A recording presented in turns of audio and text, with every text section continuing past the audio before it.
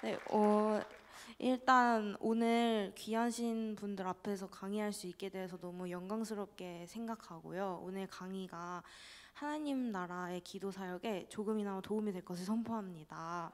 네, 일단 제가 이제 아까 말씀해 주셨듯이 충돌하는 세계관하고 청소년을 위한 세계관 특강이라는 책으로 이제 강의를 준비하였는데요. 이 책들에서 크게 지금 세상의 세계관을 크게 7개의 세계관으로 설명을 하고 있습니다. 그런데 그 7개 중에 지금 이 시대에 가장 큰 영향력을 미치고 있는 세계관을 3개만 꼽으라면 무엇일까요? 그래서 이제 바로 인본주의, 그다음에 포스트 모더니즘, 마르크스주의입니다. 그래서 오늘은 이 3가지 중에서 포스트 모더니즘과 마르크스주의에 대해서 보도록 하겠습니다. 그래서 이제 PPT 보여주시면 네, 일단 오늘 이제 강의 순서입니다. 그래서 먼저 세계관이란 무엇인지 같이 보고, 그 다음에 포스트 모더니즘에 대해서 보고, 그 다음에 마르크스주의에 대해서 보도록 하겠습니다. 네, 다음으로 보시면 이제 먼저 요즘 시대에 이제 세계관 관련하여 최근에 논란이 되고 있거나 문제화되고 있는 사회 모습들을 몇 장 사진으로 가져왔습니다. 오늘날 이 세계관의 차이가 극명하게 드러난 곳이 있습니다. 바로 이 한반도입니다. 이 사진은 한밤중에 한반도 전체를 촬영한 위성 사진인데요. 남쪽은 휘황찬란한 불빛이 비치는 반면에 북쪽은 마치 죽어있는 듯 깜깜한 어둠의 세계로 보입니다. 이 사진 한 장은 세계관의 차이가 한 국가와 국민의 운명을 갈라놓은 역사적인 예를 상징적으로 보여주고 있습니다. 70년 전에 남한은 이승만 대통령이 자유민주주의 세계관을 선택했고, 북한은 김일성이 마르크스주의와 공산주의, 수령 유일체제 세계관을 선택한 것이 수많은 국민들의 운명을 갈라놓았습니다. 이처럼 그 나라의 지도자가 어떤 세계관을 가지고 있는가 하는 것은 그 나라에서 살고 있는 모든 사람들의 운명을 결정합니다. 그래서 우리가 올바른 세계관을 가진 지도자를 지지하는 것이 너무 중요합니다. 다음 보시면 다음은 이제 최근에 포스트 모더니즘과 마르크스주의 세계관 관련하여 논란이 되고 있는 사진들을 몇 장 가져왔습니다. 첫 번째 사진은 여성들이 길거리로 나와서 낙태죄를 폐지하라고 시위를 하고 있는 장면입니다. 그래서 보시면 피켓에 My body, my choice라고 적혀 있고, 다른 피켓들에는 나는 자궁이 아니다, 사람이다, 내 자궁은 나의 것, 이런 글씨들이 적혀 있습니다. 이것도 이제 세계관의 차이인데요. 여성들이 어떤 세계관을 가지느냐에 따라서 낙태를 할 것인지 말 것인지, 아이를 낳을 것인지 말 것인지를 자신의 세계관에 따라 결정하고 있는 모습입니다. 두 번째 사진은 동덕여대에서 남녀공학으로 전환하는 사안 때문에 여대생들이 심한 폭동을 일으켰고, 그로 인해 학교의 시설물들이 다수 파괴되고 최대 54억 원의 복구 비용이 들어갈 정도로 심하게 훼손된 학교의 모습을 가져왔습니다. 이것도 마찬가지로 페미니즘이라는 세계관에 의한 사회의 모습입니다. 이 페미니즘이 포스트 모더니즘과 마르크스주의 세계관에서 나온 것이기 때문에 여기에 넣었습니다. 그리고 세 번째 사진은 교황과 스님이 악수하고 있는 사진인데요. 뒤에 가서 이제 나오겠지만 모든 종교는 옳다고 생각하는 그런 포스트 모더니즘 세계관에 의해 종교 대통합이 이루어지고 있는 장면입니다. 네 번째 사진은 비혼족과 딩크족에 대한 내용인데요. 잘 아시겠지만 요즘 젊은 세대들은 결혼하지 않는 비혼족과 아이를 낳지 않는 딩크족의 비율이 굉장히 많이 늘어나고 있는데요. 그 자신이 가진 세계관에 의해서 결혼을 할 것인지 말 것인지, 아이를 낳을 것인지 말 것인지 등등 자신의 인생을 결정하고 있는 사회의 모습입니다. 또 다섯 번째 사진은 동성애 시위를 하고 있는 모습입니다. 포스트 모더니즘과 마르크스주의는 동성애를 적극 지지하고 전파하는 세계관입니다. 그 밖에도 수도 없이 많은 사회 현상들이 있는데요. 뒤에 가서 더 보도록 하겠습니다. 네, 다음 장은 이제 마르크스주의와 관련된 사진들입니다. 그래서 나치의 홀로코스트 사진, 북한의 김일성 사진, 러시아 독재자 스탈린 사진, 그리고 마르크스주의에서 나온 사회주의 사진을 넣어보았습니다. 그래서 보시다시피 이 세상은 다양한 세계관들이 치열하게 싸우고 있는 영적 전쟁터입니다. 이 전쟁에서 어느 편을 선택하느냐에 따라서 우리의 인생을 결정하게 됩니다. 방금 사진으로 보았던 이 세계관들은 현대 사회에서 하나님 나라와 반대되는 자리에 서서 하나님의 뜻을 방해하고 훼손하는 역할을 아주 잘하고 있습니다. 이 세계관들이 정치, 사회, 교육 등 다양한 영역에서 사람들을 조종해서 하나님의 뜻이 이 땅에 이루어지지 못하도록 사탄의 도구가 되어서 하나님 나라의 확장을 막는 그런 역할을 하고 있습니다. 우리는 이런 혼란스러운 시대 속에서 분명하게 하나님의 말씀을 붙잡고 서서 성경적 세계관을 가지는 것이 너무 중요합니다. 다음으로 보시면, 그렇다면 세계관이란 무엇일까요? 네이버 국어 사전에 검색을 해보면 이렇게 나옵니다. 인생의 의의나 가치에 대한 통일적인 견해, 유의어로는 인생관, 사고방식 등이 있다. 그러니까 결국 세계관이란 인생이란 무엇이며 내가 인생을 어떻게 살 것인지를 결정하는 역할을 합니다. 제가 참고한 책에서는 세계관이란 나무가 심겨지는 흙과 토양과 같다고 말합니다. 그래서 어떤 토양에 나무를 심느냐에 따라 나무가 자라는 모습도 그 나무에 어떤 열매가 맺히는지도 달라집니다. 그리고 또 다른 책에서는 세계관은 안경이라고 비유합니다. 그래서 안경을 제대로 쓰면 시야가 잘 보이고 선명하고 바르게 보이지만 이상한 안경을 쓰면 똑같은 사물이나 상황도 왜곡해서 보이게 됩니다. 그래서 세계관을 바르게 가지면 수많은 선택과 가치 판단의 순간에 후회 없이 살아갈 수 있게 됩니다. 그러나 반대로 세계관을 제대로 가지지 못하면 어떻게 될까요? 우리의 인생은 선택의 연속인데요. 인생을 살아가면서 만나는 수많은 선택의 기로 앞에서 하나님께 근심이 되는 선택을 하게 됩니다. 그래서 우리는 항상 성경 말씀 위에 바르게 서야 합니다. 다음 장 보시면, 그러면 우리는 현재 이제 나는 성경적 세계관을 가지고 있을까요? 라는 질문을 해볼 수 있을 것 같습니다. 이 세계관 전쟁에는 중립이라는 게 없습니다. 그래서 문제는 많은 사람들이 나는 마르크스주의자가 아니야, 나는 포스트 모더니즘 세계관을 가지지 않았어, 나는 인본주의자가 아니야 라고 생각하지만 사실 우리 내면에 이런 잘못된 세계관들이 나도 모르게 들어가 있는 경우들이 굉장히 많이 있습니다. 그런 잘못된 세계관이 어떻게 내 안에 들어가냐면, 어릴 때 가정 환경이나 어릴 적의 경험이나 상처, 어렸을 때 학교에서 수업 시간에 배운 내용이나 미디어나 영화나 책 등에서 은연중에 영향을 받아왔기 때문입니다. 근데 그게 마르크스주의 사상인지도 모른 채로 인본주의인지 모른 채로 그럴듯하게 들리니까 그걸 받아들이게 되고, 성경적 가치관과 잘못된 가치관이 교묘하게 혼재되어서 살아가는 사람들이 많이 있습니다. 저도 그랬습니다. 저는 제가 마르크스주의 사상이 있는지 몰랐는데요.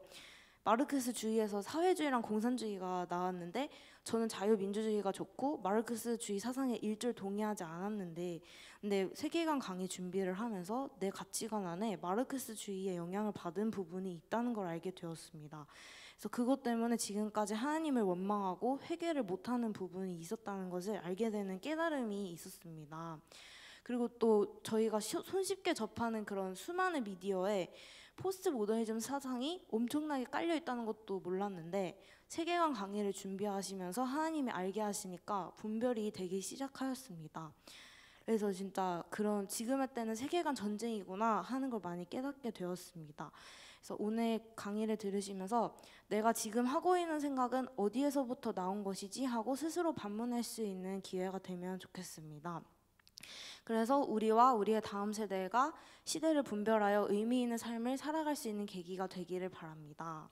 네, 자 그러면 본격적으로 포스트 모더니즘 세계관에 대해서 보겠습니다. 포스트 모더니즘 세계관이란 무엇일까요? 들어가기 전에 이제 퀴즈를 하나 내려고 하는데요. 한번 이게 정답이 뭘까 하고 생각해 보시면 되겠습니다. 네, 이것은 무엇일까요? 1번 남성용 소변기, 2번 정수기, 3번 샘, 4번 1917년 음식물 수거통. 네, 이것의 정답은 무엇일까요? 정답은 바로 3번 샘이었습니다. 네, 이것은 이제 보시는 바와 같이 사실 소변기를 떼온 것이지만 소변기가 아니라 마르셀 뒤샹이라는 예술가의 작품이고 작품명은 샘입니다. 1917년에 마르셀 뒤샹이라는 예술가가 있었는데요. 이 사람이 독립예술가협회전이라는 전시회에 이 변기를 출품하였습니다. 근데 뭔가 공들여서 만든 작품을 출품한 게 아니라 그냥 어디서 소변기를 하나 떼와서 출품을 하고 이것은 예술이다 라고 한 것입니다. 근데 이게 그냥 일반적인 시각으로 보면 좀 미친 사람이다 이런 생각이 들잖아요. 그래서 출품 거부도 당하고 그랬다고 하는데, 결국에는 미술 역사의 길이 남을 어떤 희대의 사건으로 남게 됩니다. 왜냐하면 이 행위는 예술이란 무엇인가에 대한 질문을 던짐으로써 예술에 대한 절대적인 기준을 해체하고 예술에 대한 다양한 시각과 가치 이런 것들을 기존의 생각과 고정관념을 깨는 그런 역할을 했기 때문입니다. 그래서 이 변기는 어디서 떼왔는지 모르지만 이 변기도 예술이다라고 인정받는 시작점이 됩니다. 이것은 포스트 모더니즘의 핵심 사상을 미술에서 실천한 대표적인 사례입니다. 이제 다음 보시면 이 사진은 포스트 모더니즘의 건축 예술입니다. 좀 느낌이 어떤가요? 우리 중학생 친구들한테 이거 느낌이 어떠냐고 물어보니까 이상해요, 기괴해요 이렇게 대답을 하더라고요. 그렇죠. 뭔가 좀 기괴하고 비정상적이고 뭔가 다 파괴되어 있는 그런 느낌이잖아요. 이것이 바로 포스트 모더니즘의 핵심 사상을 예술에서 잘 설명하고 있는 것입니다. 포스트 모더니즘 예술은 기괴한 혼합주의를 추구합니다. 이것은 겉보기에만 이상한 게 아니라 영적인 의미를 담고 있습니다. 기존의 정상적인 것을 무너뜨리고 비정상적인 것을 추구한다. 이게 포스트 모더니즘의 핵심입니다. 정상적인 것은 별로 멋지다고 안 보고, 그런데 비정상적으로 예술을 하면 멋있다고 칭송을 받고, 비정상적인 소리를 하면 멋있다고 칭송을 받는 것이 포스트 모더니즘 세계관입니다. 다음 보시면 이 그림들도 한번 보시겠습니다. 이 왼쪽에 있는 그림은 피카소의 우는 여인이라는 유명한 그림입니다. 그래서 이제 명작으로 되게 칭송을 받는 그림인데요. 이제 저희가 어렸을 때부터 학교에서 이 그림은 엄청 작품성 있는 그림이다라고 배워서 그렇지, 그냥 일반적인 시각으로 저 그림을 보면 이 그림도 느낌이 좀 어떤가요? 뭔가 좀 정상적이고 일반적인 느낌이라기보다는 좀 특이하고 비정상적인 기괴한 느낌을 주잖아요. 그래서 피카소는 실제로 정신분열증을 앓았던 걸로도 유명하고, 정신분열증을 앓기 전의 그림과 정신분열증을 앓은 후의 그림이 다른데, 이제 저게 이제 정신분열증을 앓은 후의 그림인데요. 그런데 이제 포스트 모더니즘 예술에서는 이렇게 비정상적으로 그림을 그려야 정상적인 것을 무너뜨리고 비정상적인 것을 추구해야 멋있다고 칭송을 받습니다. 그래서 포스트 모더니즘 예술이 아닌 포스트 모더니즘이 나오기 전에 그렸던 예술은 약간 이런 거였습니다. 한번 눌러주시면은 저런 걸 원래 그렸습니다. 그래서 사실적이고 정상적인 아름다움을 추구하는 이런 그림을 추구했었는데요. 그런데 이제는 예술계도 포스트 모더니즘이 장악해버려서 이제는 더 이상 예술에 대해 보편적인 아름다움을 논할 수가 없게 되었습니다. 포스트 모더니즘이 나오고 나서 예술계가 많이 변했습니다.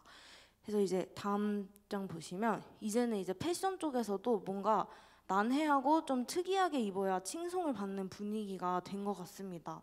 그래서 최근에 패션쇼를 보면은 굉장히 난해한 그런 옷들을 많이 선보이는데요.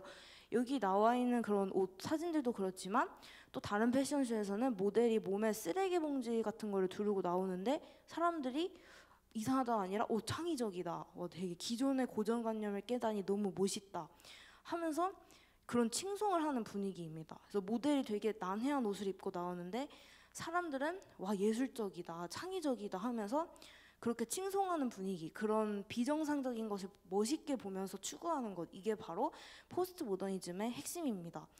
그래서 예술 쪽에 그런 게 시각적으로 잘 나타나서 예술 쪽을 먼저 보았는데요. 그렇다면 다음으로 이제 포스트 모더니즘 세계관이 우리에게 주는 핵심 메시지가 무엇인지를 보겠습니다. 먼저 첫 번째는 그거는 네 생각이고 내 생각은 달라입니다. 포스트 모더니즘은 우리의 생각에 너 생각은 너 생각일 뿐 내 생각은 달라, 이런 메시지를 넣습니다. 그래서 네 생각을 나한테 강요하지 마, 나는 내 마음대로 생각할 거야, 너는 너고 나는 나야, 정답은 없어, 이런 메시지를 가지고 있습니다. 그래서 다음 장을 보시면 포스트 모더니즘의 특징을 보겠습니다. 첫 번째는 바로 상대주의입니다. 상대주의가 무엇이냐면 쉽게 말하면 1번에 진리라는 게 딱히 없어, 즉 모든 것이 진리다라고 보는 관점입니다. 그래서 상대주의는 이 세상에 진리가 없다고 말합니다. 그러니까 모든 것이 진리가 될 수 있다는 것입니다. 그리고 또 모든 것이 진리이기 때문에 남자가 남자를 좋아하는 것, 여자가 여자를 좋아하는 것도 진리가 될 수 있다고 보는 것입니다. 그래서 사실 동성애는 엄밀하게 말하면 그런 변태적인 성 취향이라고 볼 수 있고 치료받아야 될 부분인데, 근데 이제 포스트 모더니즘은 그러한 비정상적인 성적 취향도 진리가 될 수 있다고 말합니다. 그래서 그런 변태적인 취향이나 이런 것도 포스트 모더니즘은 그거 다 진리가 될 수 있어, 비정상이 아니야, 이렇게 말합니다. 그리고 다음으로 2번, 그건 네 생각이고 난 이렇게 생각할래 라는 특징도 가지고 있습니다. 그래서 이게 요즘 세대들 사이에서 많이 하는 말인 것 같습니다. 그래서 꼭 입 밖으로 뱉지 않아도 나도 모르게 그렇게 생각을 하게 되는 부분이 있는데요. 그래서 요즘 친구들이 좋아하는 아이돌 가사에도 이런 뉘앙스의 가사가 많이 나옵니다. 정상적인 메시지를 이렇게 진리로 받아들이지 않고 내 생각이 비록 비정상적인 생각일지라도 나는 이렇게 생각하면서 살 거야. 나는 이게 옳다고 생각해. 이런 마인드가 요즘 세대들에게 많은 것 같습니다. 그래서 동성애가 죄라고? 그 혼전 성관계가 죄라고? 그래 그거는 네 생각이고 난 그게 죄가 아니라고 생각할 거야. 그건 목사님 생각이고 그건 선생님 생각이고 저는 이렇게 생각할 거예요. 이런 마인드 자체가 포스트 모더니즘의 영향을 상당히 많이 받은 것입니다. 그리고 세 번째 생각은 너도 옳고 나도 옳아라는 것입니다. 그래서 네 생각도 진리고 내 생각도 진리야. 우리 모두가 진리야. 그러니까 여자가 치마를 입는 거 그것도 옳지만 남자가 치마를 입어도 된다는 내 생각도 옳아. 이런 식으로 생각하게 만드는 것입니다. 그래서 포스트 모더니즘은 정상과 비정상의 구분을 없애는 세계관이라고 생각하시면 됩니다. 정상도 없고 비정상도 없어. 이 세상의 모든 것은 다 정상이야. 네 생각도 진리고 내 생각도 진리야. 모든 생각은 다 진리가 될 수 있어 라고 말하는 세계관입니다. 그래서 결국은 굉장한 가치관에 혼란을 주는 세계관인데요. 머릿속을 굉장히 혼잡하고 혼미하게 만들어 버립니다. 왜냐하면 지금까지 비정상이라고 믿었던 모든 것들을 정상으로 만들어 버리기 때문입니다. 그래서 이제 포스트 모더니즘은 그래서 이 세 가지 생각을 가지고 세상의 모든 것을 판단하고 결정한다고 보시면 됩니다. 네, 다음으로 그렇다면 진리가 정말 없을까요? 그런 진리는 분명히 존재합니다. 성경에서는 진리와 비진리의 기준을 분명하게 규정하여 말씀하여 주고 계십니다. 요한복음 14장 6절 말씀을 다 같이 한번 읽어보겠습니다. 시작. 예수께서 이르시되 내가 곧 길이요 진리요 생명이니 나로 말미암지 않고는 아버지께로 올 자가 없느니라. 아멘. 네, 예수님께서는 내가 곧 길이요 진리요 생명이다라고 말씀하십니다. 혼란스럽고 혼잡한 시대에서 오직 예수님만이 우리의 진리가 되십니다. 예수님이 기뻐하시는 것들만이 진리이고 예수님이 기뻐하지 않는 모든 것들은 비진리입니다. 진리이신 예수 그리스도를 알 때 이제 우리는 진정한 자유를 누릴 수가 있습니다. 그래서 요한복음 8장 32절에도 진리를 알지니 진리가 너희를 자유롭게 하리라 이렇게 나와 있습니다. 진리를 알 때 진리가 우리를 자유롭게 한다고 말씀하셨는데 이것은 진리가 우리 속에 없으면 우리 안에 자유가 없다는 것입니다. 그래서 모든 것이 진리고 비진리까지도 다 진리로 만들어버리면 과연 우리가 더 자유할까요? 금지된 것들을 허용한다고 해서 비정상적인 것들이 허용된다고 해서 우리가 더 자유할까요? 그렇지 않습니다. 진정한 진리 대신 예수님을 모르면 우리에게는 자유가 없습니다. 오히려 더 큰 혼란과 혼미함만 주어질 뿐입니다. 네, 다음으로 그렇다면 진리가 없는 자는 누구일까요? 진리가 없다고 말하는 자가 누구일까요? 요한복음 8장 44절 말씀을 다 같이 읽어보겠습니다. 시작. 너희는 너희 아비 마귀에게서 났으니 너희 아비의 욕심대로 너희도 행하고자 하느니라. 그는 처음부터 살인한 자요 진리가 그 속에 없으므로 진리에 서지 못하고 거짓을 말할 때마다 제 것으로 말하나니 이는 그가 거짓말쟁이요 거짓의 아비가 되었습니다. 아멘. 네, 성경에서는 마귀는 진리가 그 속에 없으므로 진리에 서지 못한다고 말씀하십니다. 따라서 우리는 진리가 없다고 말하는 자는 바로 사탄임을 알 수 있습니다. 포스트 모더니즘 세계관이 진리가 없다고 말하는 이유는 그것이 사탄의 이론이고 마귀의 논리이기 때문에 이 세상에 진리가 없다라고 거짓말을 하고 있는 것입니다. 그래서 우리의 가치관에 이 세상에 딱히 진리라는 건 없다라고 거짓말을 해서 하나님의 진리의 말씀을 받아들이지 못하도록 방해하는 것입니다. 예, 그래서 다음으로 그래서 우리 안에도 그거는 하나님 생각이고 나는 이렇게 생각할래요 라고 하는 부분이 있나요? 하나님은 분명 성경과 하나님의 말씀만이 진리라고 하셨는데 하나님의 진리의 말씀을 받아들이지 못하고 내 생각을 더 고집한다면 그것은 진리가 없다고 말하는 포스트 모더니즘 세계관의 영향을 내가 받고 있는 것일 수 있습니다. 특별히 요즘 시대에는 성 정체성과 관련하여 이런 세계관이 많이 있습니다. 당신 눈에 내가 남자로 보이지? 그런데 그건 당신 생각에 불과해. 나는 나를 남자로 생각하지 않아. 그거는 너의 생각일 뿐 나는 그걸 받아들이지 않겠어 라고 말합니다. 그래서 요즘 시대에 많은 사람들이 생물학적인 성 정체성을 거부하며 바꾸려고 하기도 합니다. 하지만 하나님께서 우리에게 주신 그 진리의 말씀만이 진실됨을 믿고 하나님의 말씀 위에 굳건히 서는 것만이 이런 혼란한 시대 속에서 승리하는 방법입니다. 다음으로 사사기 17장 6절 말씀을 다 같이 읽어보겠습니다. 시작. 그때는 이스라엘에 왕이 없었으므로 사람마다 자기 소견에 오른 대로 행하였더라. 아멘. 하나님의 말씀이 아니라 자기 소견에 오른 대로 생각해버리고 행동해버리는 것, 이것이 포스트 모더니즘의 모습입니다. 그래서 지금 시대는 정상과 비정상을 구분하는 기준도 모호해지고 선과 악을 구분하는 기준까지도 하나님께서 정해주시는 절대적인 기준이 아니라 자신의 판단에 따라 자기가 보기에 옳다고 생각하는 것으로 전락하게 되었습니다. 사사기 말씀처럼 자기 소견에 옳은 대로 행하는 그런 세상이 된 것입니다. 다음으로 이것은 유명 아이돌 그룹의 노래를 가져온 것인데요. 이 아이돌이 이제 몇 년 전에 엄청 잘 나갔다가 지금은 인기가 없더라고요. 근데 이제 몇 년 전에 엄청 유행했던 그 노래여서 가사를 한번 제가 읽어보겠습니다. 뭔지 모르지만 내 생각이 맞아. 그러니까 내 맘은 내 거. 그리고 그러니까 네 맘은 네 거 맞으니까. 그리고 no yes no 뭐든지 어때? 이러면 저러면 어때? 막 마지막에 네 맘대로 해. 이런 식의 가사인데요. 이 노래가 진짜 우리 친구들 사이에서 너무 흥행을 많이 했었는데 이제 포스트 모더니즘을 이제 이렇게 가져오는 가사더라고요. 네, 그래서 이제 참 노래 가사도 이제 포스트 모더니즘이 이렇게 다 들어가 있고, 그러니까 내 마음은 내 거고 네 마음은 네 거고 이제 상관없어 어떤 생각이든 이런 가사이고요. 그 다음에 또 다음 장 보시면 똑같은 아이돌의 또 다른 노래인데요. 이 노래도 한 몇 년 전에 되게 흥행을 했던 노래인데요.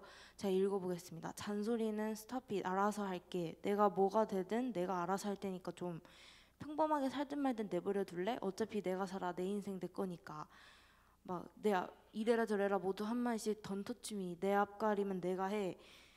이런 가사인데요. 이거는 그 약간 사춘기 그 세게 왔을 때 그럴 때 이제 많이 하는 그런 말인데, 이런 무시무시한 가사를 예쁜 아이돌들이 나와서 춤추면서 부르니까 되게 멋진 가사처럼 보이는 게 문제입니다. 근데 사실은 이게 진짜 악한 가사와 불순종의 가사고 이 안에 다 영적 메시지가 들어있잖아요. 이제 다음 세대들한테 반항하고 불순종할 것을 이렇게 세뇌하는 가사인데요. 이런 노래를 들으면 들을수록 이 영에 깊이 영향을 받아서 나중에는 진리가 진짜 무엇인지 분별할 수 없는 상태가 되어버립니다. 그래서 요즘 대중가요나 미디어 문화에 포스트 모더니즘이 은연중에 굉장히 많이 깔려있기 때문에 정말 주의하고 분별하고 우리 아이들을 미디어로부터 보호시켜야 될 필요가 있습니다. 네, 다음 장은 이것은 방탄소년단의 노래를 가져왔습니다. 이것도 가사가 이상하고 계속 욜로로 살아라. 한 번 사는 인생 그냥 탕진잼, 그냥 돈 다 쓰고 탕진해라, 이런 가사인데요. 이게 되게 이상한 가사고 이제 이상한데, 근데 이제 다음 장 보시면은 이제 되게 이제 막 그런 대중 매체나 미디어에서는 이제 이런 방탄소년단의 노래를 되게 그런 포스트 모더니즘이 들어갔다 해서, 네, 다음 장 보시면 이제 되게 그런 예찬하는 그런 모습을 보이고 있습니다. 그래서 이제 굉장히 지금 시대가 분별을 못하는 그런 세대라는 것을 좀 알 수 있었습니다. 네, 다음 장 보시면 그래서 고린도서 말씀을 다 같이 읽어보겠습니다. 시작. 이것은 이상한 일이 아니니라. 사탄도 자기를 광명의 천사로 가장하나니 그러므로 사탄의 일꾼들도 자기를 의의 일꾼으로 가장하는 것이 대단한 일이 아니니라. 아멘. 그래서 미디어나 아이돌이나 번듯해 보이는 그런 광명의 천사 같은 모습으로 나타나서 포스트 모더니즘을 우리 아이들과 사람들에게 심고 있습니다. 그래서 우리가 깨어서 굉장히 분별해야 되고, 분별하지 않고 세상의 메시지를 다 받아들이게 되면 어느 순간 내가 포스트 모더니즘 사상을 가진 사람이 되어버리고, 그렇게 되면 내 인생을 그런 방향으로 살 수밖에 없게 됩니다. 네, 다음으로 이 그림은 이제 포스트 모더니즘의 대표 예술 중에 하나입니다. 르네 마그리트의 그림인데요. 이 사람은 파이프를 그려놓고 그 그림 밑에 이것은 파이프가 아니다라고 적어놨습니다. 그래서 이 그림의 작품 설명을 가져왔는데요. 이 그림의 작품 설명을 보면은 이것은 파이프 그림이지 파이프가 아니기 때문에 파이프가 아니라는 말도 맞다. 그러나 이것은 파이프를 그린 것이므로 이것은 파이프다라고 해도 맞다. 또한 이것은 파이프가 아니다라는 문장은 문장일 뿐이지 파이프가 아니기 때문에 이 또한 맞다. 그리고 이렇게 이런 말을 적어놨습니다. 그래서 되게 이 작품 설명을 봤을 때 개소리를 되게 교양 있게 하는 느낌인 거예요. 근데 이게 바로 포스트 모더니즘의 궤변을 너무 잘 반영한 내용이라 가져왔습니다. 그래서 포스트 모더니즘이라는 게 정말 말장난이고 궤변이에요. 그래서 이제 정상적인 사고로는 이해하기 힘든 말들을 나열해서 우리의 인지의 교란을 오게 하는 것입니다. 근데 이들의 주장이 참 말장난 같고 어이가 없지만 아이러니하게도 이들의 영향력이 요즘 시대에 참으로 거대합니다. 그래서 이제 이 시대 사람들을 혼돈 속에서 흔들리면서 살아가는 존재로 만들고 있습니다. 다음으로 두 번째로 포스트 모더니즘은 종교다원주의를 주장합니다. 그래서 종교다원주의란 이 세상 모든 것이 진리이듯이 모든 종교도 다 진리다라는 뜻입니다. 그래서 종교 대통합의 축제를 열고 불교의 스님과 천주교의 교황이 두 손을 맞잡으면서 우리 둘 다 진리야, 모든 종교는 진리야 라고 이야기하는 모습입니다. 그래서 종교에도 진리가 없다는 것인데요. 그래서 기독교의 예수님도 진리야. 그런데 불교의 부처님도 진리고 이슬람의 알라도 진리고 남묘 호랑객교의 신도 진리고 뭐 사이비교의 교주도 진리고 모든 종교는 다 진리야라고 말하는 것이 포스트 모더니즘입니다. 다음으로 파트 두 번째 포스트 모더니즘의 핵심 메시지 두 번째는 모든 걸 해체해버리겠어입니다. 그래서 포스트 모더니즘은 기존의 정상이라고 여겨졌던 모든 시스템과 사회 모습을 해체하려는 특징을 가지고 있습니다. 이것을 이제 해체주의라고 하는데요. 그래서 이제 첫 번째 사회 현상이 바로 권위 해체입니다. 포스트 모더니즘은 기존의 권위를 해체하려고 합니다. 그래서 이제 요즘 문제가 많이 되고 있는 교권 추락의 사진을 몇 장 가져왔습니다. 그래서 교권을 해체하여서 권위 안에서 보호받지 못하도록 하는 것입니다. 그리고 다음 사진은 부모의 권위를 해체하는 모습입니다. 그래서 요즘 자녀들이 부모를 경찰에 신고하는 사례가 꽤 많다고 들었습니다. 우리 동네에서도 일어났다고 들었는데요. 부모나 선생님의 권위를 무너뜨리고 아이들에게 네 맘대로 살아 라는 메시지를 주는 것이 포스트 모더니즘입니다. 그건 부모님 생각이고 그거는 선생님 생각이고 그건 하나님 생각이고 네 생각도 옳아, 네 생각대로 살아 라는 메시지를 주면서 아이들이 권위 안에 보호받지 못하고 죄의 소욕대로 분별 없이 살아가도록 하는 것이 포스트 모더니즘입니다. 다음은 이제 성별 해체의 모습입니다. 포스트 모더니즘은 남성과 여성이라는 정상적인 성의 기준을 해체합니다. 그래서 포스트 모더니즘은 페미니즘, 동성애, 성전환 수술, 성별이 여러 개라는 그 모든 의견을 지지하고 동의하는 세계관입니다. 특별히 페미니즘 관련 사진을 몇 장 가져왔는데요. 이제 페미니즘 여성들은 기존의 여성들이 하는 긴 머리와 코르셋 그런 것들이 남성에 의한 억압이라고 생각하고 이제 기존의 여성의 모습을 거부합니다. 그래서 이제 다음 사진을 보시면 길었던 머리를 남자처럼 자르게 되고 이제 그리고 또 다음 사진 보시면 아예 머리를 밀어버리는 그런 모습까지 나타나게 됩니다. 그래서 여성에 대한 기존의 가치를 해체해버리는 것입니다. 그리고 이제 다음 사진은 최근 동덕여대의 사태를 가져왔습니다. 그래서 남녀공학으로 전환한다는 말에 여대생들이 단체로 폭동을 일으켜서 학교 피해 복구에 최소 54억이 든다는 기사를 보았는데요. 사실 이것도 페미니즘 세계관 때문에 일어난 일입니다. 그래서 현재 이화여대에는 동성애 동아리가 있는데 그 동아리의 힘이 너무 세서 총학생회조차도 그 동아리의 힘을 이기지 못한다고 하고요. 그리고 이화여대에서는 몇 년 전부터 기독교 페미니즘 예배가 매주 드려지고 있습니다. 그래서 그 예배에는 남성이 한 명도 없고 여성 목사와 여성 사역자들이 있고 여성들만이 참석하여 여성들만의 페미니즘 예배를 드립니다. 그러면서 그 예배 때 남성 권위자에 의한 상처와 서름을 서로 공유하는데요. 제가 이제 친구를 통해서 한번 그 예배를 온라인으로 구경한 적이 있었는데 그게 예배라기보다는 그냥 거기 모인 사람들이 남자에 대한 상처로 범벅이 되어 있는 그런 느낌을 받았고, 남자에 대한 혐오를 표출하는 모임 같은 느낌이 컸습니다. 그리고 또 여대에 진학을 하게 되면 여성학이라는 수업을 필수로 듣게 되어 있는데, 이 여성학이 바로 페미니즘 강의입니다. 그래서 페미니즘 강의를 들으면서 시험을 보고 이제 그걸로 성적을 받고 대학 생활을 해야만 하는 것이고, 그리고 여대 교수님들도 다 강성 페미니즘 교수들이어서 그런 교육을 받다 보면 어쩔 수 없이 저런 동덕여대 사태 같은 저런 것들이 이제 일어나게 된다고 합니다.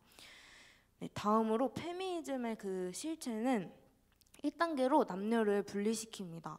그래서 여성들로 하여금 남성들을 굉장히 혐오하도록 남성들의 힘으로 여성들을 억압하고 괴롭히는 그런 여성에게 깊은 피해 의식을 심어주고, 그러면서 남성과 여성의 화합이 아닌 남성과 여성의 분리를 유도하는 것입니다. 네, 다음으로 그리고 또 페미니즘은 2단계로 여성 동성애로 빠지도록 합니다. 그래서 남자를 너무 싫어하니까 여자들끼리 이렇게 모이면서 여성 동성애가 많아지도록 합니다.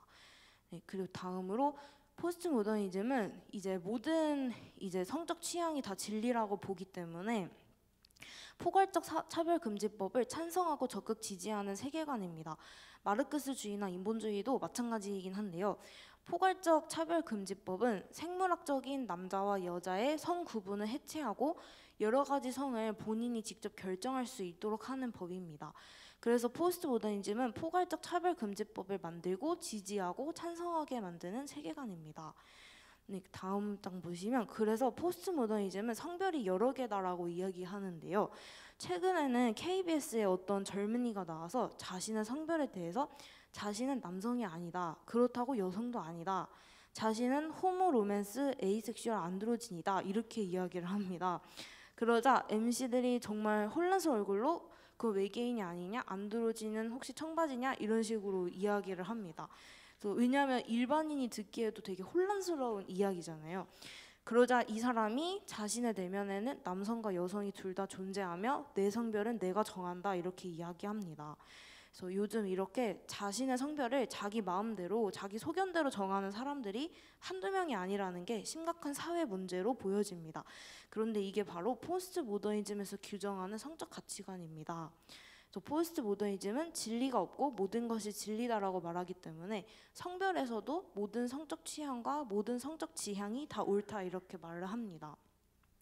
네, 다음으로 보시면 그러나 우리는 진리라는 것이 분명히 존재하며 선과 악의 기준도 분명히 존재한다는 것을 알고 있습니다.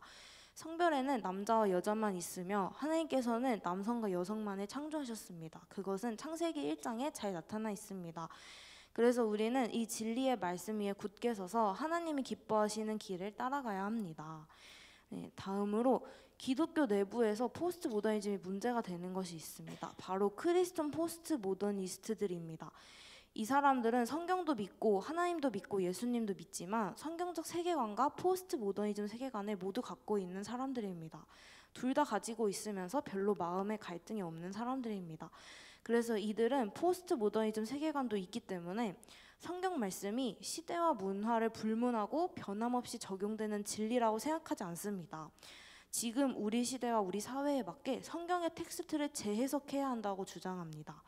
그래서 이들은 이제 창세기 1, 2장의 창조 이야기를 그대로 믿지 않고 이거를 이제 상징적 이야기 이런 식으로 읽을 수도 있다라고 주장하기도 합니다. 그래서 성경 말씀을 있는 그대로 진리라고 믿지 않고 자기 소견에 따라 자기 입맛에 맞게 주관적으로 해석하는 것입니다. 그래서 이런 사람들이 진정 하나님에 대한 믿음을 가진 자들이라고 할 수 있을까요? 이제 시대가 혼란할수록 우리는 더욱 진리의 말씀 위에 서야 합니다. 그리고 특별히 미디어에 포스트 모더니즘이 굉장히 많이 깔려 있기 때문에 이제 미디어를 볼 때도 또 아이들에게 미디어를 보여줄 때도 포스트 모더니즘에 대해서 이제 깨어서 알고 조심할 수 있도록 주의가 필요합니다. 네, 다음으로 보시면 이제 나누어 보세요 질문인데요. 그래서 이제 1번 내 안에 포스트 모더니즘적인 생각이 있었나요? 있었다면 그것이 무엇이었는지 나누고 앞으로 그런 생각이 들 때 어떻게 하면 좋을지 나누어 보세요.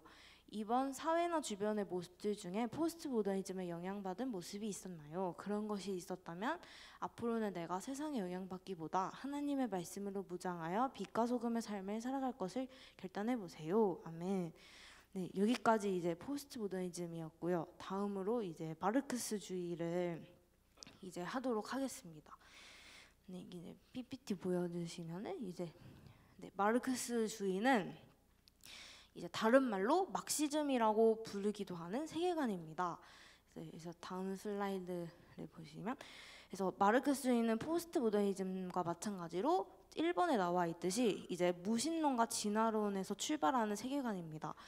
그래서 마르크스주의가 내 안에 있다면 내가 암묵적으로 무신론과 진화론에 동의하고 있는 것입니다. 그리고 이제 두 번째로 마르크스주의는 사회주의 혹은 공산주의라는 단어와 혼용되기도 합니다. 이제 엄밀하게 보면 다르지만 왜냐하면 사회주의와 공산주의가 마르크스주의에서 출발했기 때문입니다. 그리고 세 번째로 이런 마르크스주의 사상을 가진 사람들을 좌파라고 부릅니다. 좌파란 급진적인 사회 변혁을 꿈꾸는 사회주의나 공산주의 계열을 통칭하는 말입니다.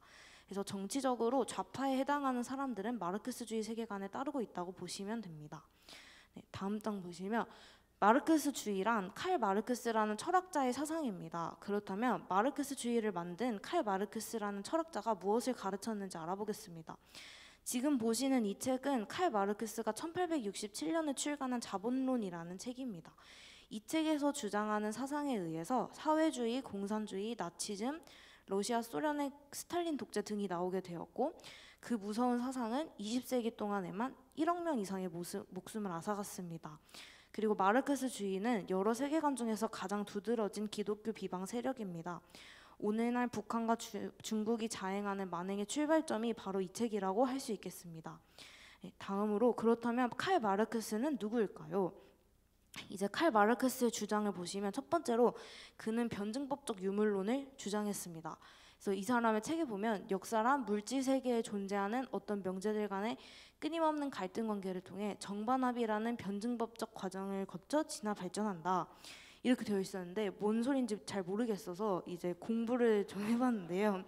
그래서 이제 다음 장을 보시면 변증법적 유물론이란 이제 유물론과 변증법을 합친 개념으로 이제 모든 것은 정이라는 현 상태와 그리고 이 현 상태에 대한 반발인 반이 있고 그리고 이제 그 정과 반이 충돌해야 한다는 거예요. 그래서 이 충돌을 통해서 새로운 정이 발생하고 그리고 또 이 정에 대해서 또 다른 반발하는 세력인 반이 생기고 이 정과 반이 또 충돌해서 또 새로운 정을 만들어내고 이렇게 해서 이 과정을 반복하고 진화해 나가면 지상 낙원이 이루어지게 될 것이다 라고 하는 개념입니다. 그리고 또 다음 장으로 이제 두 번째 그의 주장은 경제 결정론입니다. 그래서 이 사람은 이제 부르주아 계급과 프롤레타리아 계급 간의 갈등이 모든 것을 결정한다. 이렇게 이야기하는데요. 이것은 이제 사회 시간에 배웠던 갈등론이라고 생각하시면 좀 더 이해가 쉬우실 것 같아요. 그래서 다음 장 보시면 칼 마르크스는 저기 보이는 피라미드처럼 이제 계급을 나눠서 이 세상을 설명합니다. 그래서 이 세상에는 저기 상위에 그 부르주아 계급과 프롤레타리아 계급이 있다고 말합니다. 그래서 부르주아 계급은 저기 상위에 있는 상위 포식자입니다. 그래서 기득권을 가진 그래서 소위 말해 가진 자들인 그 부르주아 계급이 그 아래에 있는 노동자 계층 피지배 계급인 그 소위 말해 못 가진 자들인 프롤레타리아 계급을 지배하고 탄압하고 있다고 설명합니다.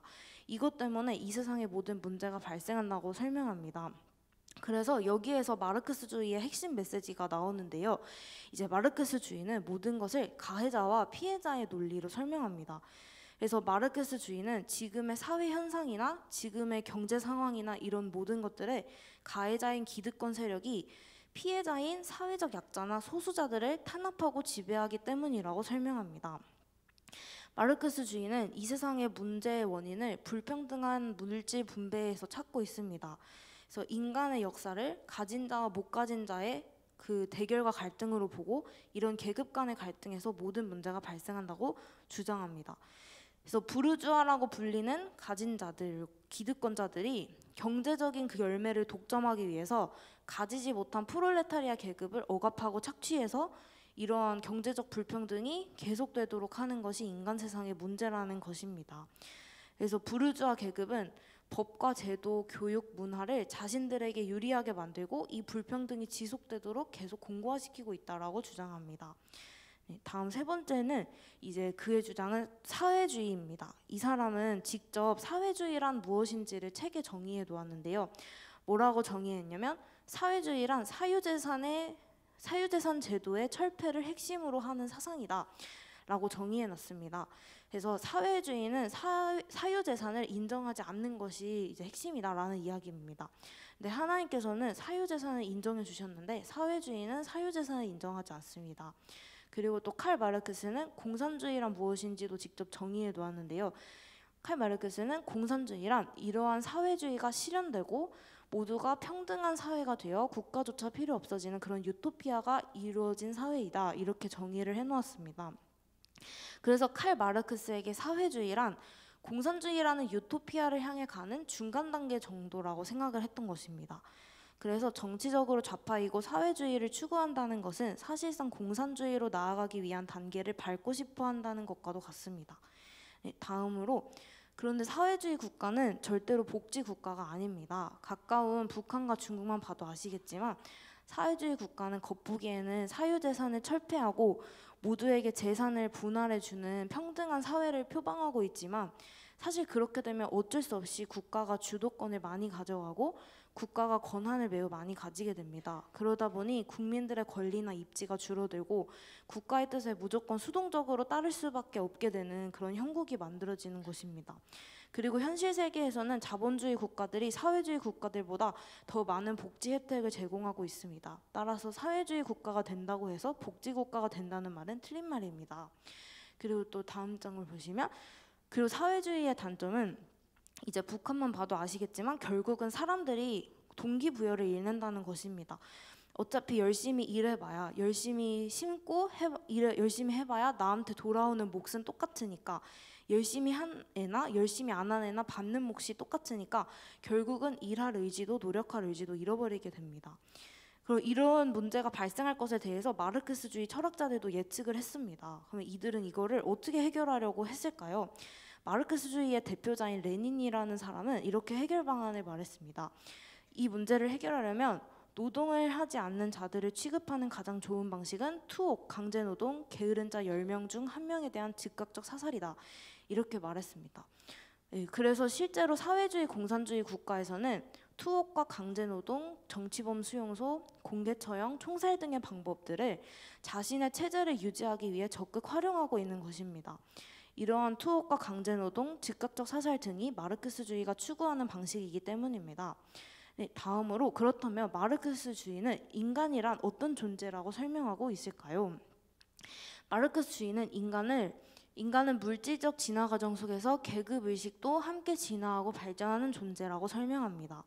그래서 마르크스주의는 무신론에 기반한 진화론에서 출발하는 그런 뿌리부터 잘못된 세계관입니다. 그래서 내가 만약 마르크스주의를 신봉한다면 무신론과 진화론에도 동의하고 있다라고 볼 수 있는 것입니다. 다음으로 그리고 마르크스주의는 인간은 그저 자극의 수용자이다. 환경 내에서 주어지는 어떤 상황에서 한 가지 정해진 방식으로 반응한 생물들이다. 이렇게 주장하는데요. 그 밑에 사진이 이제 무슨 사진이냐면 이제 전통적 행동주의라는 이론이 있습니다. 이것은 이제 교육학을 배울 때 거의 무조건 첫 번째로 나오는 이론인데요. 파블로프의 개 실험이라는 것이 있습니다. 파블로프의 개 실험이 뭐냐면 이제 1번 그림처럼 처음에는 이제 개한테 밥을 줍니다. 그러면 개가 침을 흘리잖아요. 그러고 이제 개한테 그냥 밥 없이 종을 치면은 침을 흘리지 않잖아요. 근데 3번 그림처럼 개한테 이제 밥을 주면서 동시에 종을 치면 나중에는 개가 종소리만 들어도 침을 흘리게 된다라고 하는 그런 파블로프의 개 실험입니다. 그래서 이제 개가 이러니까 인간도 이렇다 이렇게 해서 개에게 한 실험을 이제 인간에게 적용한 것입니다. 왜냐하면 진화론을 믿기 때문에 개나 사람이나 똑같다고 보기 때문입니다. 그래서 이제 여기 나오는 개들이 환경을 바꿨을 때 원하는 방식으로 개들이 움직였던 것처럼 인간도 환경을 조정하면 인간도 제어할 수 있다라는 교육 이론입니다. 근데 놀랍게도 이 전통적 행동주의 사상에서 수많은 교육학 이론이 파생되어 나옵니다. 근데 이 전통적 행동주의가 마르크스주의 사상에서 주장하는 내용이라는 것입니다. 그래서 교육 그런 뭐 이런 교육 이론들 그리고 또 이렇게 하면 아이들을 잘 가르칠 수 있다고 하는 그런 이론들의 뿌리가 진화론에 있다는 것이 너무 충격적이었고 그래서 진짜 우리 아이들을 잘 키우는 것은 그 어떤 방법도 이론도 아니요 오직 하나님을 의지하는 것밖에 없구나 하고 깨닫게 되었습니다. 그리고 다음 장 보시면 그래서 이제 여기에서 우리에게 마르크스주의가 심는 영적 메시지는 바로 우리는 피해자다라는 피해 의식입니다. 그래서 이제 갈등론이나 문화재 생산 이론, 경제적 재생산 이론, 타락교론 등등 이런 사회 이론들이 다 마르크스주의에서 파생되어 나온 이론들인데요. 그러니까 결국은 내가 지금 이렇게 사는 것이 모두 환경 탓이다라는 메시지를 우리 안에 심는 것입니다. 마르크스주의는 자유의지를 인정하지 않습니다. 모든 것은 환경에 의해 그렇게 될 수밖에 없다고 얘기합니다. 그래서 이제 극단적인 예시지만 이제 어떤 도둑이 있다고 해보겠습니다. 그래서 이 도둑은 어렸을 때부터 불우한 환경에서 자랐습니다. 그래서 도둑질을 했습니다. 그러면 이 도둑에게 죄가 있는가 하는 질문에 대해서 마르크스주의는 뭐라고 대답할까요? 일단 기독교에서는 이 사람은 죄가 있다고 얘기합니다. 물론 이 사람이 불우한 환경에서 자란 것은 안타깝지만 그 도둑은 자신의 자유의지로 도둑질을 하기로 스스로 선택했기 때문에 이 사람은 죄가 있다라고 보는 것이 기독교 관점입니다. 그런데 마르크스주의는 뭐라고 하냐면 이 사람은 어릴 때부터 부모라는 기득권자에 의한 탄압과 억압, 또 경제적인 불평등과 또 사회에 의한 탄압과 억압 이런 것들이 있었기 때문에 어쩔 수 없이 환경에 의해 도둑질을 저질렀다. 이렇게 보는 것입니다. 그래서 이 사람의 자유의지에 의해서 이 사람이 선택한 것이 아니라 이 사람은 환경에 의해서 환경이 이렇기 때문에 어쩔 수 없이 그럴 수밖에 없었다라고 설명을 합니다. 그런데 정말 그런가요? 아무리 환경이 힘들었어도 도둑질하기로 결정한 것은 그 사람의 자유의지로 결정한 것입니다. 모든 사람이 똑같은 환경에서 똑같은 결정을 하는 것이 아닙니다. 우리에게는 자유의지가 있고 그 자유의지로 내가 죄를 지을지 아니면 선을 행할지 선택하는 것입니다. 그런데 마르크스주의는 사람들로 하여금 어떤 이런 부당한 사회 시스템, 이런 부당한 환경 탓을 하게 만들면서 나는 피해자야, 우리는 피해자야 라는 피해의식을 마음 깊이 심습니다. 그래서 환경 탓과 남 탓과 국가 탓을 하면서 자기 죄를 인정하지 못하게 하고 자기 죄를 인정하지 못하면 결국 회개에 이르지 못하게 하는 그런 악한 영적 메시지를 사람들에게 심는 역할을 합니다. 네, 다음으로 그러면은 마르크스주의는 이 세상엔 왜 이렇게 문제가 많을까라는 질문에 대해서는 뭐라고 대답하는지 보겠습니다. 마르크스주의는 이 세상의 모든 문제는 불평등한 물질 분배 그리고 계급 간의 갈등에서 비롯되는 억압과 소외 때문에 문제가 발생한다고 말합니다.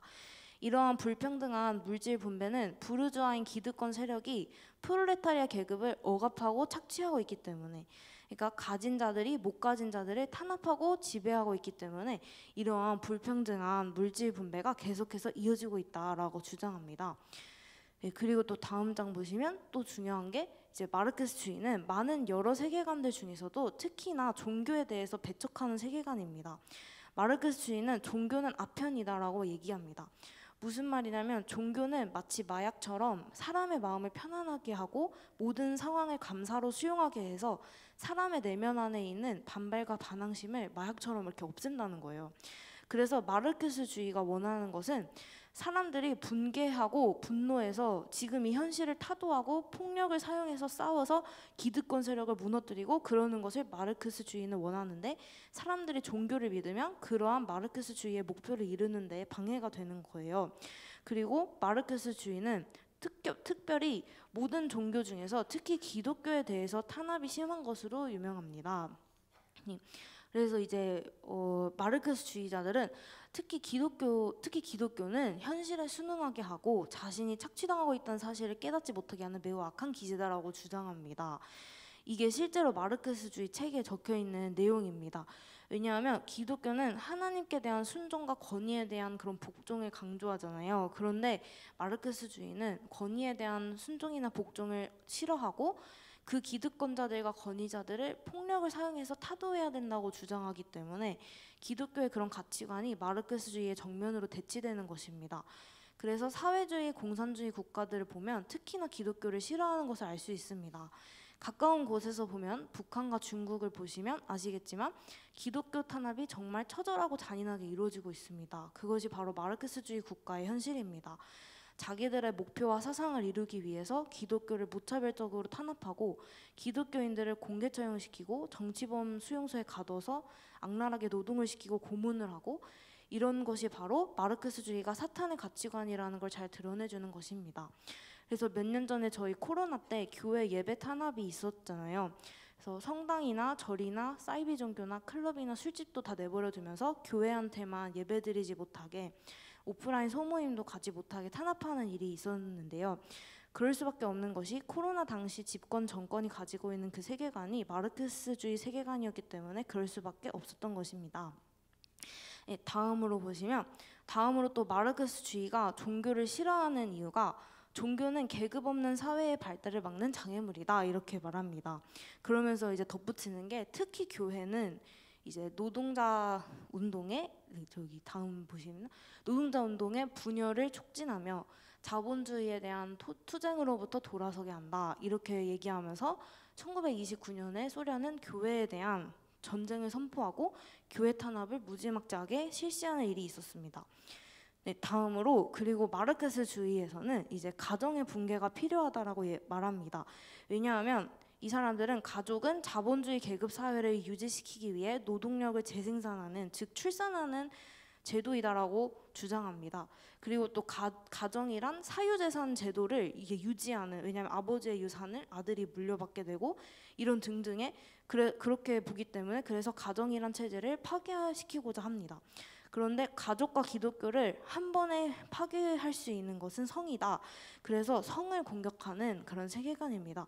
그래서 포스트 모더니즘처럼 마르크스주의도 성혁명과 성해방에 적극 찬성합니다.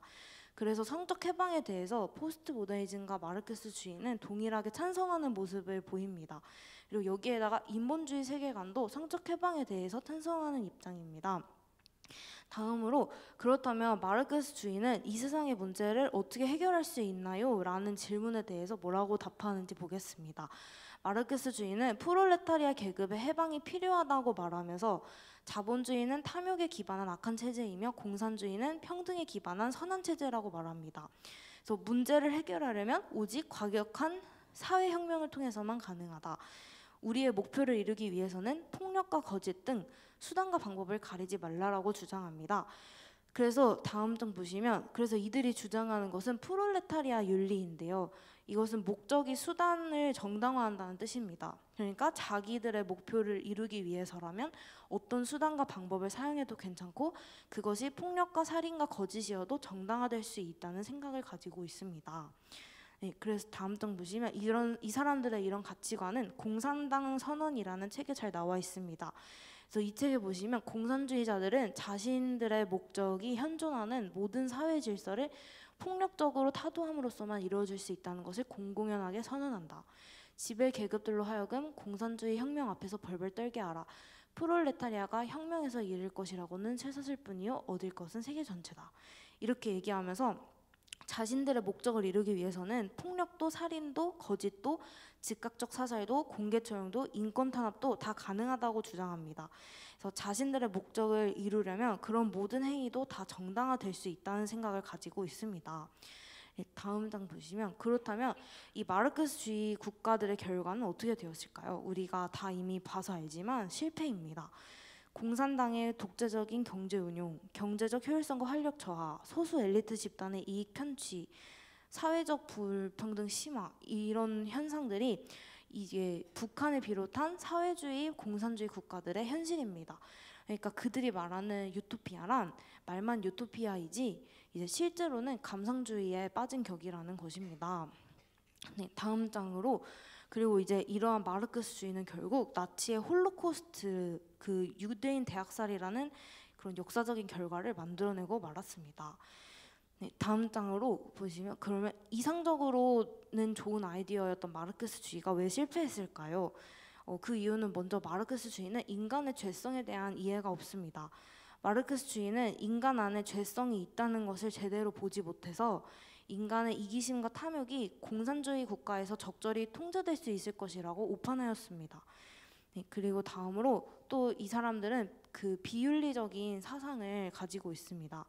아까 보았듯이 프롤레타리아 윤리, 그런 자신들의 목표 실현을 위해서라면 강제적이고 폭력적인 착취도 올바르다라는 이상한 가치관 때문에 실패했다고 보여집니다.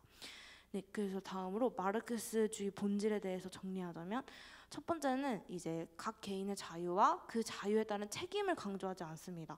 그래서 자유의지를 인정하지 않기 때문에 자유의지에 의해서 자기가 져야 될 그 책임을 사면합니다. 그러다 보니 영적인 메시지가 자유의지에 의해서 내가 저지른 그 죄를 환경 탓을 하고 남 탓을 하고 국가 탓을 하면서 회개할 수 없도록 하는 그런 영적 메시지를 주고 있습니다. 그리고 두 번째로 모든 책임을 이웃과 사회로 돌립니다. 즉 환경 탓을 하게 만들고요. 또 세 번째로 다른 사람의 것을 정당한 대가를 지불하지 않고 빼앗는 것을 당연하게 봅니다. 그래서 사유재산을 인정하지 않아서 근데 그런 심한 만큼 거두게 된다는 기독교적 경제관과 위배되는 부분입니다. 그리고 또 네 번째로 이제 목적이 수단을 정당화한다. 그래서 필연적으로 폭력을 동반해야만 하는 사상이고요. 계급이라는 전체를 위해서 개인의 존엄성을 희생시키면서 여기에서 이제 전체주의가 나오게 되는 그런 것이 마르크스주의의 이제 본질입니다. 네, 다음으로 보시면 그렇다면 오늘날 마르크스주의는 어떤 형태로 보여지고 있을까요? 일단 여기에 나와 있듯이 성과 관련된 부분에서 이제 여성 해방, 즉 페미니즘, 그리고 동성애자 해방, 그리고 젠더 주류화, 그런 성이 여러 개다라는 걸 인정하는 그런 모습으로 나타나 있고요. 그리고 또 다음 장으로 그런 무분별한 복지의 확대, 그리고 기회의 평등이 아닌 결과의 평등을 주장하고 또 강성 노조의 활약 등등이 있습니다. 그래서 정치적으로도 마르크스주의 사상을 가진 정당에서는 그런 포괄적 차별금지법을 적극 추진함으로써 성적 해방을 추구하고 성적 소수자들의 인권을 보호한다는 명목으로 또 평등이라는 명목으로 성적 다수자들을 탄압하고 있습니다. 그리고 또 무분별하게 국민들에게 돈을 뿌린다든지 하면서 무분별하게 복지를 확대하는 등등의 그런 모습들을 보이고 있습니다. 네, 다음으로 이제 마지막으로 21세기의 마르크스주의가 젊은 세대들에게 끼치고 있는 영향을 보겠습니다. 그래서 요즘 젊은 세대들은 현재 자신들에게 일어나고 있는 여러 문제들은 모두 다른 사람들의 잘못 때문에 일어난 일이다라는 생각이 깔려 있는 것 같습니다. 왜냐하면 헬조선이라는 단어를 들어보셨나요? 젊은이들이 많이 쓰는 말인데 이 말은 이 나라의 모습을 탓하면서 내가 이런 나라에 살기 때문에 내 삶이 이거밖에 안 되는 거야. 내가 이런 체제를 가진 나라에 살기 때문에 내 경제적 수준이 이거밖에 안 되는 거야. 그래서 내가 결혼도 못 하는 거고 아이도 못 낳는 거야. 이렇게 생각하는 나는 피해자야 라는 가치관입니다. 이것도 사실 마르크스주의가 주는 생각입니다. 그래서 이 세상이, 이 환경이, 이 나라가 그렇기 때문에 너가 그 정도밖에 삶의 수준을 누리지 못하는 거야. 너는 잘못이 없어. 너는 피해자야. 너는 기득권자들에 의해서 탄압된 피해자야 라는 생각을 넣으면서 이 나라는 헬조선이야. 이 나라에서 살기 때문에 출산도 할 수 없어. 이런 식으로 생각하게 만드는 것입니다. 이게 이제 요즘 젊은 세대들에게 깔려있는 가치관인 것 같습니다. 네, 이제 물론 돈 없고 가난하고 그런 청년들이나 그런 사람들 입장에서는 살기가 녹록지는 않겠지만 근데 그 이유를 나라 탓하고 환경 탓을 하면서 헬조선이라고 하면서 이제 나라를 욕하고 이 나라가 이래서 내가 이 모양이다 이렇게 생각하는 것은 잘못된 생각인 것 같습니다. 하나님께서는 이제 환경이 그럴지라도 열심히 노력하고 열심히 살아나가면서 충분히 인생을 변화시킬 수 있다라고 하시고 다 심은 대로 거두는 것이고 이제 성경의 인물들도 환경이 편안한 사람들이 없었지만 그 환경을 극복하고 이겨나가고 하나님 의지해서 할 때 그거를 하나님이 다 갚아주셨잖아요. 그런데 그냥 젊은 세대들이 나는 피해자다, 이 나라는 헬조선이다 이렇게 생각해버리게 되면 성장하려는 의욕도 잃어버리고 극복해내려는 의욕도 잃어버리고 마음속에 그저 분노와 분개와 피해의식만 가득 차서 인생을 비관만 하면서 지낼 수가 있습니다. 그래서 젊은 세대들도 우리 안에 스물스물 들어온 마르크스주의 생각을 뽑아내버리고 기독교적인 가치관으로 하나님의 주권으로 주어진 이 환경 속에서 나의 자유의지로 선한 것을 선택하면서 그렇게 살아가면 좋을 것 같습니다. 그래서 다음 장 보시면 이제 나누어 보세요인데요. 1번 목적이 수단을 정당화한다는 프롤레타리아 윤리에 대해 어떻게 생각하나요? 이번 마르크스주의는 모든 것을 가해자와 피해자의 관계로 설명합니다. 최근 이슈가 되고 있는 페미니즘도 남성은 가해자이며 여성은 피해자라고 하고 동성애자들은 피해자이고 이성애자들은 가해자이다라고 주장하는데 어떻게 생각하나요? 또 3번 내 세계관 속에 나도 모르게 자리하고 있던 마르크스주의에는 어떤 것이 있나요? 이런 것들을 나누어 보시면 좋을 것 같고요. 결론적으로 지금 시대는 자유민주주의인데 왜 마르크스주의가 문제가 되나요? 라는 질문을 하실 수도 있습니다. 그러나 불행하게도 마르크스주의는 무너지지 않았습니다. 우리나라가 제도적으로 마르크스주의 형태가 아니지만 여전히 마르크스주의는 학문 분야에서 또한 다양한 정치적, 경제적, 이데올로기에서 큰 영향력을 발휘하고 있습니다. 마르크스주의는 아직도 매우 건재합니다. 그래서 우리가 항상 기독교적 가치관으로 깨어서 이 세계관 전쟁에서 승리하고 우리나라의 자유민주주의를 지키기 위해서 기도하고 노력하는 크리스천이 되는 것이 필요합니다. 감사합니다.